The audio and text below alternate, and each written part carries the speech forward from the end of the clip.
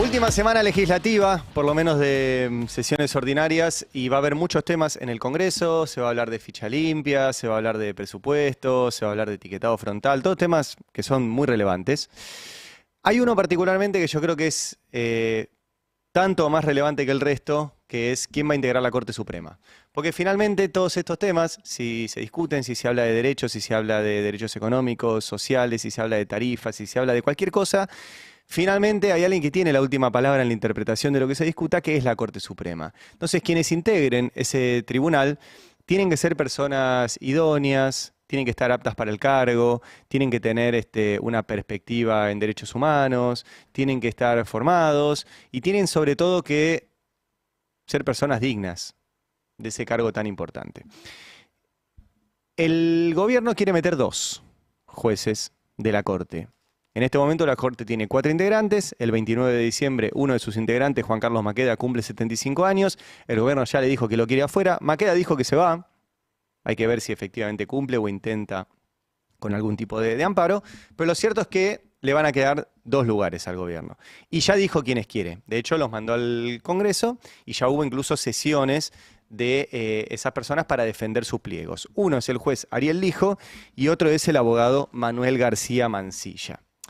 Manuel García Mansilla es básicamente un abogado de empresas.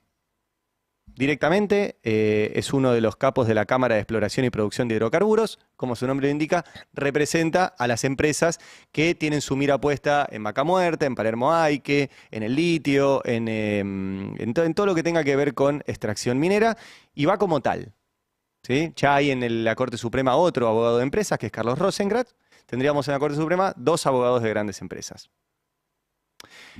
Ni hablar de que es un hombre antiderechos, que se ha manifestado en contra de la interrupción voluntaria de embarazo y un montón de otras cuestiones. Y el otro candidato es Ariel Lijo, y por eso la editorial se llama Desprolijos. Es más fácil hacer un juego de palabras con Lijo que con García Mansilla. Pero también es más relevante el caso de Lijo, porque el juez Lijo es actualmente juez, es hace 20 años titular del juzgado número 4 de Comodoro Pi, y como tal ha cometido absolutamente todo tipo de tropelías que tienen que ver con lo que conocemos como el lawfare, que tienen que ver con lo que conocemos como el mal funcionamiento de los tribunales. Y básicamente el expertise del Lijo, y por eso es preocupante, entre otras cosas, que llega a la Corte, es el manejo de los tiempos en las causas judiciales. Cuándo acelera y cuándo frena. Por ejemplo, les voy a dar un ejemplo que van a conocer. El caso de Amado Vudú. Al Lijo le tocó el caso Chicone. Entonces, ¿qué hizo?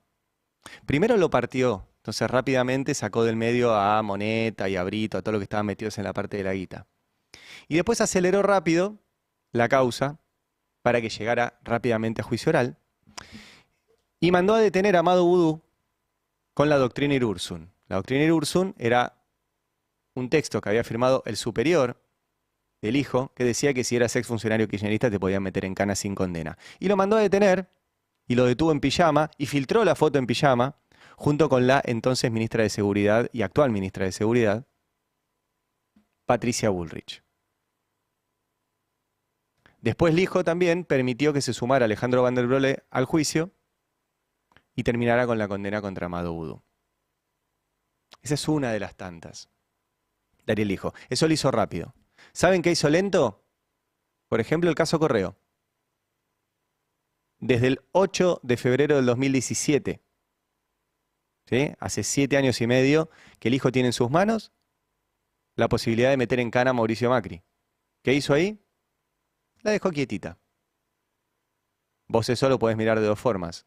O lo benefició a Macri, porque no lo mandó en cana, o, como lo ve Macri, lo perjudicó, porque mantiene abierta la causa. Y ese es el problema del Lijo, que utiliza las causas judiciales como método de apriete y como método de presión para todos. Miren, en este caso les estoy diciendo para Macri. Por eso Macri está tan en contra de la llegada del Lijo a la Corte Suprema, porque no lo maneja, no porque no le parezca un juez probo. Porque todo el resto de los jueces a Macri le cerraron las causas rápido. ¿Qué hizo el Lijo? Se la guardó. Y si pudo hacer eso como juez de primera instancia, imagínense lo que puede hacer como miembro de la Corte Suprema. Imagínense. Algunas otras cuestiones del prontuario del Lijo para que tengan en cuenta. Lijo es un hombre muy poderoso en Comodoro Pi, tiene mucha ascendencia sobre el resto de los jueces.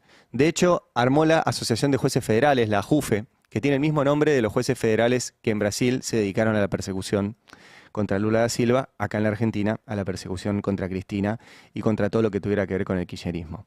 Ya les conté el caso de Vudú, ¿sí? Y de cómo participó de eso. Hay otro artículo que nosotros publicamos en el Destape ya hace tiempo, y lamentablemente todos los personajes siguen dando vuelta, lo publicamos en febrero del 2022, cuando mostramos que el capo de los espías, Juan Sebastián Di Stéfano, que era el encargado del área de jurídicos de la CIDE durante el gobierno de Macri, era el tipo que hacía los llamados y coordinaba la persecución judicial. Bueno, nosotros, a partir de que, de que le revisaron el teléfono en una causa judicial, revisamos y encontramos un montón de llamadas, al menos 10, entre el juez Lijo y el que armaba las causas desde la CIDE. No hay ninguna razón para que hablen por teléfono. Y estos son los números del llamado de línea, ¿eh? Llamado por WhatsApp y todo eso no cuenta. Llamado de línea. Y constan en el expediente judicial llamadas que coinciden además, por ejemplo, con movimientos en las causas judiciales. Les voy a leer solo una. 11 de mayo del 2017.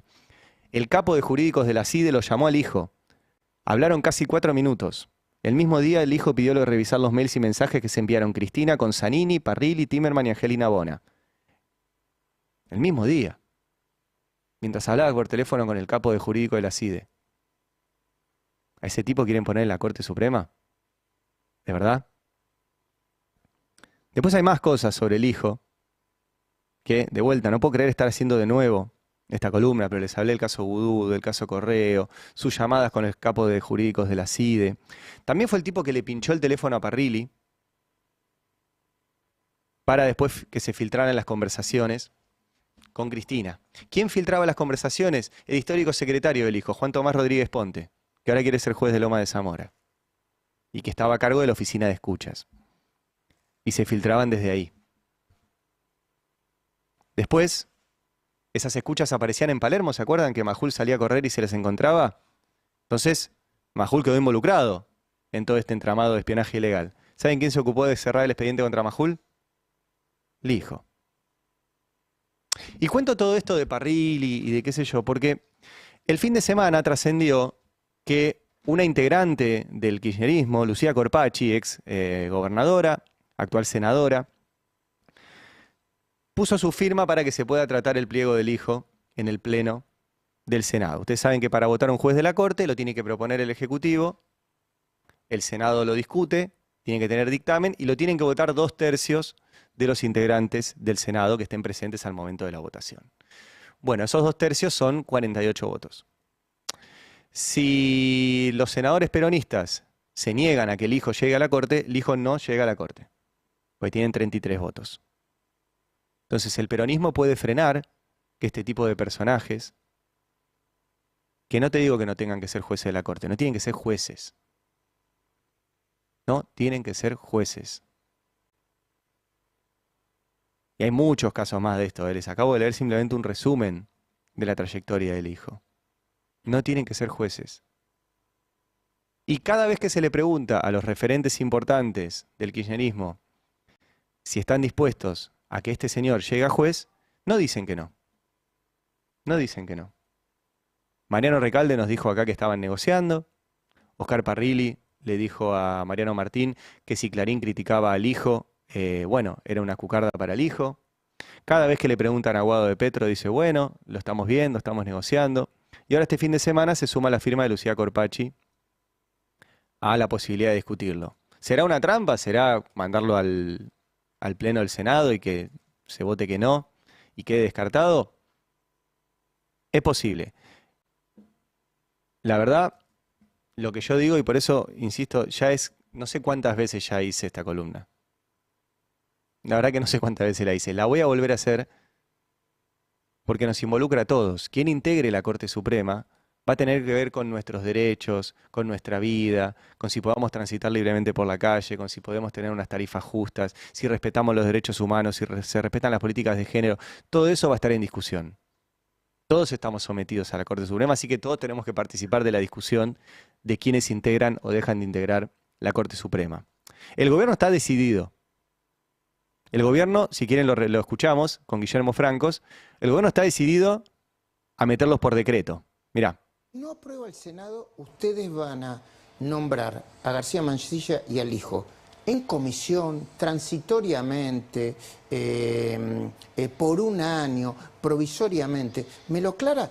Yo no puedo decir hoy cuál va a ser la decisión del presidente sobre esto, pero yo planteaba el otro día a un colega suyo, Luis, que digamos, ¿qué pasa si de golpe renuncian los ministros de la Corte? Bueno, digamos, supongamos que la Corte queda vacante. ¿Cómo hace un gobierno que está en absoluta minoría en el Senado para poder integrar una Corte vacante? Es complejo, ¿no?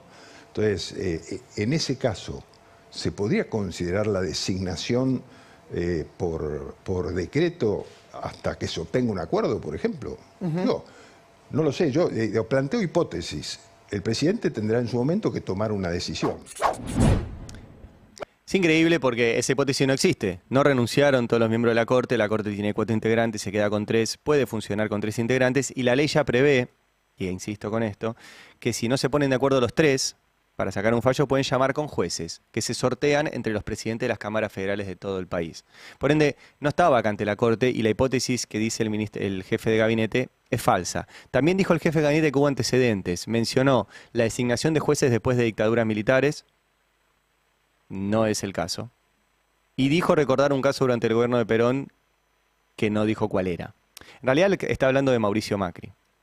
Mauricio Macri apenas asumió, la primera quincena cuando asumió, mandó 2 jueces de la Corte y los quiso nombrar por decreto. ¿Qué significa por decreto?